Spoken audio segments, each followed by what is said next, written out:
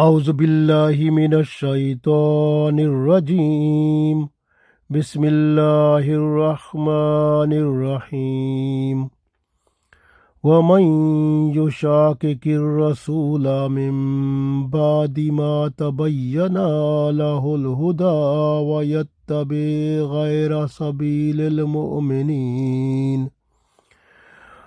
ویتبع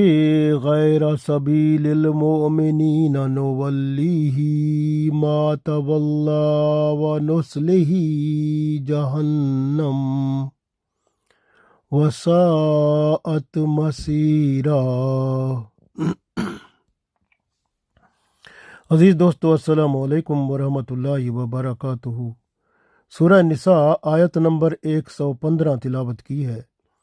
اس آیت میں اللہ تعالیٰ بہت اہم پیغام عطا فرماتے ہیں۔ پہلی بات کہ جو شخص رسول اللہ صلی اللہ علیہ وآلہ وسلم کی مخالفت کرتا ہے،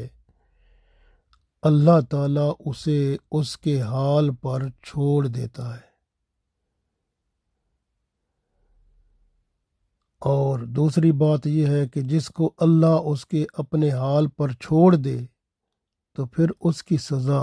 جہنم ہے۔ پڑھتے ہیں، ارشاد باری تعالیٰ ہے، وَمَن یُشَاقِقِ الرَّسُولَ، وَمَن اور من مین جو شخص، یشاقق مین مخالفت کرے، رسول اللہ صلی اللہ علیہ وسلم کی۔ وَمَن یُشَاقِقِ الرَّسُولَ، اور جو شخص رسول اللہ صلی اللہ علیہ وآلہ وسلم کی مخالفت کرے، من بعد، اس کے بعد، ما تبینہ، کہ واضح ہو چکی، ظاہر ہو چکی، اس پر کھل چکی، لہ الہدی، ہدایت، یعنی اس کے اوپر ہدایت جو ہے وہ کھل چکی، اللہ تعالیٰ نے اس کے اوپر ہدایت کھول دی، ہدایت وہ پا چکا۔ اب ہدایت پا کر پھر رسول اللہ صلی اللہ علیہ وسلم کی مخالفت کرے تو اللہ فرماتا ہے وَيَتَّبِعْ، اور وہ چل پڑے، غیر کا مطلب دوسرے کسی، سبیل المومنین، یعنی سبیل راستہ مومنین، مومنوں کا، مومنوں کے راستے کی بجائے کسی اور راستے پر چل پڑے، نولی ہی، اللہ فرماتا ہے پھر ہم اس کو اسی راستے پر ہی پھیر دیتے ہیں، ما تولا، جس پر وہ پھر گیا ہے، ونصلہ، اور پھر اس کو بھیج دیتے ہیں جہنم میں، یعنی اس کی پھر جگہ جہنم بن جاتی ہے، وساءت مصیرا، اور ہم پھر وہ جہنم میں داخل کریں گے۔ ساعت کا مطلب ہے بری، مصیرا یعنی وہ سب سے بری جگہ ہے جہنم جو ہے۔ تو ارشاد باری تعالیٰ ہوا وَمَن یُشَاقِقِ الرَّسُولَ مِن بَعْدِ مَا تَبَيَّنَ لَهُ الْهُدَى وَيَتَّبِعْ غَيْرَ سَبِيلِ الْمُؤْمِنِينَ نُوَلِّهِ مَا تَوَلَّى وَنُصْلِهِ جَهَنَّمَ وَسَاءَتْ مَصِيرًا۔ تو اللہ تعالیٰ نے ارشاد فرمایا کہ جو کوئی رسول اللہ صلی اللہ علیہ وسلم کی مخالفت کرے جبکہ اس پر ہدایت ظاہر ہو چکی، اور پھر وہ چل پڑے مومنوں کے راستے کے خلاف، تو پھر اللہ فرماتا ہے ہم اسے ادھر ہی پھیر دیں گے جدھر وہ چل پڑا ہے، اور اسے ہم جہنم میں داخل کریں گے جو بہت بری جگہ ہے۔ تو غور کریں، اس میں اللہ تعالیٰ نے کھل کر بتا دیا کہ جو شخص اپنے اوپر ہدایت واضح ہونے کے بعد رسول اللہ صلی اللہ علیہ وسلم کی مخالفت کرے اور جدھر کا اس نے رخ کر لیا ہے، تو پھر اللہ فرماتا ہے ہم اسے ادھر ہی اس کو موڑ دیتے ہیں اور اس کی جگہ جہنم بن جاتی ہے جو بری جگہ ہے۔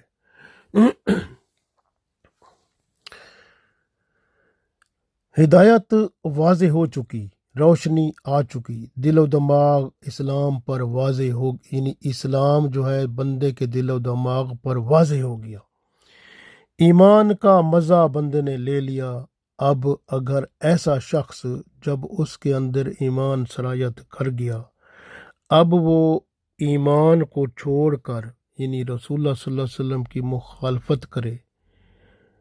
تو مخالفت کا کیا مطلب ہے؟ یعنی صراط مستقیم کو چھوڑ دے، تو یعنی اس راستے پر، جس راستے پر یعنی صراط مستقیم جس پر دوسرے لوگ چل رہے ہیں جو مومن ہیں، یہ ان کو چھوڑ دیتا ہے، تو اللہ تعالیٰ فرماتا ہے پھر ہم اس کو اسی راستے پر جس پر وہ چل پڑا ہے اسی پر چلنے دیتے ہیں، حتیٰ کہ وہی راستہ اسے جہنم میں لے جاتا ہے۔ جب کوئی شخص ہدایت کے راستے سے ہٹ کر کسی اور راستے پر چل پڑتا ہے، اللہ تعالیٰ پھر اسے اسی راستے پر قائم کر دیتے ہیں۔ وہ اسی راستے میں خوشی، سکون اور بہتری پاتا ہے، اور منزل اس کی پھر جہنم ہوتی ہے، جو بہت بری جگہ ہے۔ غور کریں کہ ایک مثال، توما جو بشیر تھا، اس نے چوری کی تھی مدینہ شریف میں، تو رسول اللہ صلی اللہ علیہ وسلم نے اس پر چوری کی حد جاری کر دی تھی، لیکن وہ مکہ کی طرف بھاگ گیا تھا اور دین اسلام کو اور اللہ کے رسول صلی اللہ علیہ وسلم کی بات کو چھوڑ کر تو وہ مکہ کی طرف بھاگ گیا، کافروں یعنی مشرکوں سے جا کر ملا۔ چوری کرنے کی عادت اس کی قائم رہی۔ ایک دفعہ چوری کرنے کے لیے دیوار توڑ رہا تھا کہ دیوار اس پر گر گئی اور وہ وہیں مر گیا۔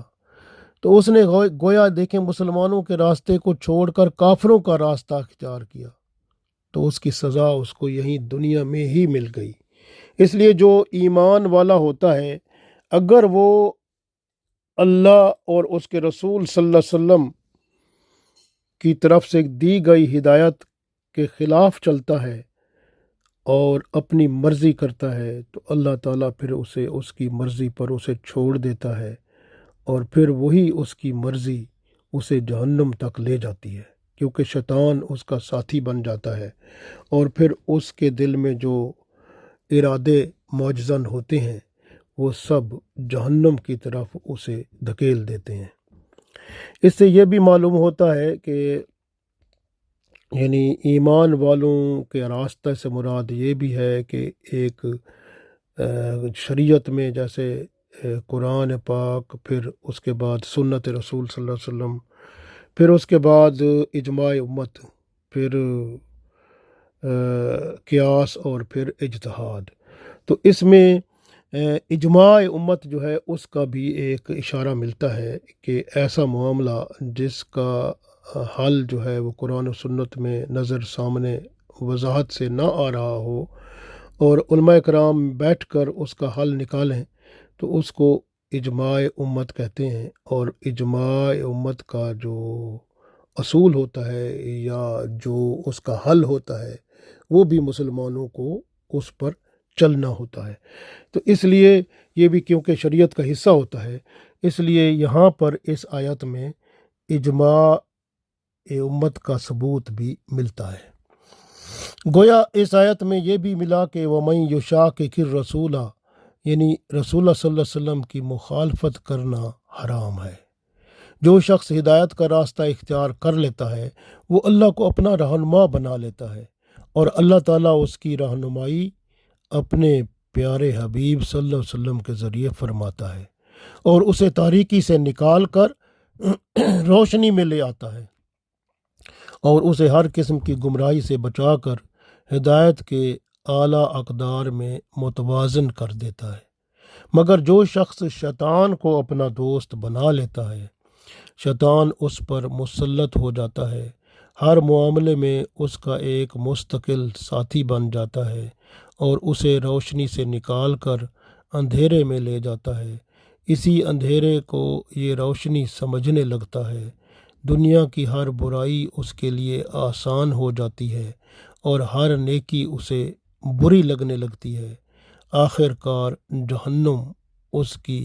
منزل ٹھہرتی ہے، اور یہ بہت برا ٹھکانہ ہے۔ رسول اللہ صلی اللہ علیہ وسلم کی مخالفت اور ہدایت کا راستہ چھوڑنا، غور کریں کیسا ہے، ذرا دیکھیں۔ پہلی بات، جو شخص چوری کرتا ہے تو وہ اللہ کے رسول صلی اللہ علیہ وسلم کا حکم ہے، اللہ کا حکم ہے کہ چوری نہ کرو، تو چوری کرنا اللہ اور اس کے رسول صلی اللہ علیہ وسلم کے حکم کے خلاف ہے۔ تو گویا چوری کرنا خلاف رسول صلی اللہ علیہ وسلم کام ہے۔ تو اگر کوئی چوری کرتا ہے، ڈاکہ مارتا ہے، تو وہ ہدایت سے دور چلا جاتا ہے۔ یعنی اب اس کا دل جو ہوگا نا وہ چوری کی، کیونکہ اللہ تعالیٰ اسے اس طرف چھوڑ دیتا ہے، پھر اس کا دل چوری کرنے کو کرے گا، ایک چوری سے دوسری کرے گا، تیسری کرے گا، پھر ایک وہ عادی چور بن جائے گا۔ اسی طرح ڈکیتی والا جو ہوگا وہ بڑا ڈاکو بن جائے گا، کیونکہ اللہ تعالیٰ اس کو اس راستے پر چھوڑ دیتا ہے جس پر وہ چل پڑا ہے۔ اسی طرح ایک بندہ ہے جو زنا، بے حیائی، فحاشی، لواطت یا LGBT+، اس طرح بے حیائی فحاشی کے کوئی کام کرتا ہے، یہ سب اسلام کے خلاف ہیں، رسول اللہ صلی اللہ علیہ وسلم کے خلاف ہے، رسول اللہ صلی اللہ علیہ وسلم کی مخالفت ہے، اللہ اور اس کے رسول صلی اللہ علیہ وسلم کی مخالفت ہے۔ جب کوئی بندہ بے حیائی اور فحاشی کی دلدل میں پڑتا ہے تو اس کا اسلام ہی جاتا رہتا ہے، اور یہ اس کی پھر عادت بن جاتی ہے، کیونکہ اللہ تعالیٰ اسے چھوڑ دیتے ہیں اور اس بے حیائی اور فحاشی میں وہ آگے بڑھتا جاتا ہے، حتیٰ کہ وہ اپنی منزل جہنم تک پہنچ جاتا ہے۔ اسی طرح غور کریں، سوشل میڈیا بے حیائی فحاشی اس میں بھری ہوئی ہے، اور جھوٹ، مذاق اور بیہودگی اور لا یعنی فضول کی باتیں ہیں اس میں، جس میں بندہ اپنا وقت ضائع کر دیتا ہے، اور نہ نماز اسے یاد رہتی ہے اور نہ کوئی اور اسلامی فرض اس کو یاد رہتا ہے۔ گویا وہ بندہ اسلام سے بھی جاتا رہتا ہے، کیونکہ رسول اللہ صلی اللہ علیہ وسلم نے فرمایا تھا کہ دیکھیں، آسان سی بات، جو بڑے گناہ ہوتے ہیں بندہ جب کرتا ہے تو اس کا ایمان اس میں نہیں ہوتا، ایمان اس سے باہر معلق ہو جاتا ہے۔ تو اس لیے یاد رکھیں کہ بے حیائی اور فحاشی کے کام کرتے ہوئے یا گناہ کے کام کرتے ہوئے بندے کا اگر ایمان اس میں نہیں ہے، اور اگر اس وقت خدا نہ خواستہ اس کی موت ہو گئی، تو وہ موت پھر اس کی اس حالت میں ہوگی کہ اس میں ایمان نہیں ہوگا۔ تو اپنے آپ کو بچائیں اور ہر وقت جو ہے وہ اللہ کا خوف رکھیں اور ایمان کامل، اعمال صالح کے ساتھ قائم و دائم رہیں۔ شراب خوری کرنے والا، جوا کھیلنے والا، سود خوری کرنے والا، یہ بھی ہدایت سے دور چلا جاتا ہے۔ اسی طرح جو شخص خواہشات نفس کو پورا کرتا ہے، پھر اللہ اس سے تعلق کو توڑ دیتا ہے، وہی خواہشات اسی کا خدا بن جاتی ہیں، شیطان ان کا ساتھی بنتا ہے، پھر اللہ سے رشتہ ٹوٹ کر وہ شیطان کے ساتھ جہنم میں جانے والا بن جاتا ہے۔ گویا اس آیت میں کھلم کھلا بیان ہے کہ جو منافقین ہیں ان کی چالوں میں آنے کی بجائے ایمان والوں کے راستے پر چلیں، تب ہی چھٹکارا ممکن ہے۔ 4 چیزیں انسان کو سزا کا مستحق بناتی ہیں۔ پہلی بات یہ ہے کہ بندے میں فطرت ہوتی ہے، عادت ہوتی ہے، اس کا رجحان ہوتا ہے۔ اب بندے کا رجحان جو ہوتا ہے، جیسے بچہ پیدا ہوتا ہے اس کے بعد اس کے فطری رجحان ہوتے ہیں، ماحول کے مطابق اس کے رجحان جو ہے وہ بدلتے ہیں، لیکن اگر ماحول میں اس کی تعلیم جو ہے، واحد چیز ہوتی ہے جو تعلیم دی جاتی ہے، اس سے وہ سمجھتا ہے کہ یہ برا ہے، یہ اچھا ہے۔ اگر اس کی مناسب تعلیم و تربیت نہ کی جائے تو وہ بے حیائی اور فحاشی کی طرف ضرور جائے گا۔ اس لیے یاد رکھیں کہ جو ہے نا، یہ تعلیم و تربیت بہت ضروری ہے۔ اگر آپ اس کو چھوڑ دیں گے تو اپنی نسل کو بھی آپ برائی اور گناہ کی طرف جانے والا پائیں گے۔ اس لیے فطری طور پر یہ بندے کی عادت ہوتی ہے، پہلی یعنی ایسی عادت جو فطری طور پر ہوتی ہے، وہ بندے کو گناہوں کی طرف لے کے جا سکتی ہے۔ تعلیم و تربیت واحد ذریعہ ہوتا ہے جو اس کو وہاں سے بچاتا ہے۔ دوسری بات یہ ہے کہ بعض اوقات جب بندہ برا کام کر رہا ہوتا ہے یا اچھا کام کر رہا ہوتا ہے تو فرشتے ہیں اللہ کے، وہ جب بندہ نیک کام کرتا ہے تو اس کے لیے دعا کرتے ہیں، اور جب کوئی برا کام کرتا ہے تو اس کے لیے بد دعا کرتے ہیں۔ تو فرشتوں کی بد دعا کبھی قبول ہو جاتی ہے، کیونکہ وقت جو ہے 24 گھنٹے میں کوئی ایسا وقت ہوتا ہے جو قبولیت کا ہوتا ہے، اس وقت اگر فرشتے وہ بندے کے لیے بد دعا کریں، یعنی بندہ برا کام کر رہا ہو اور فرشتے بد دعا کریں اور وہ قبولیت کا ٹائم ہو، تو فرشتوں کی بد دعا بندے کے حق میں قبول ہو جاتی ہے اور پھر اس کی سزا وہ خود بھگتنے لگتا ہے اس دنیا میں ہی۔ اس لیے یہ دوسرا سزا، اس کے اوپر دوسری طرح کی سزا ممکن ہے۔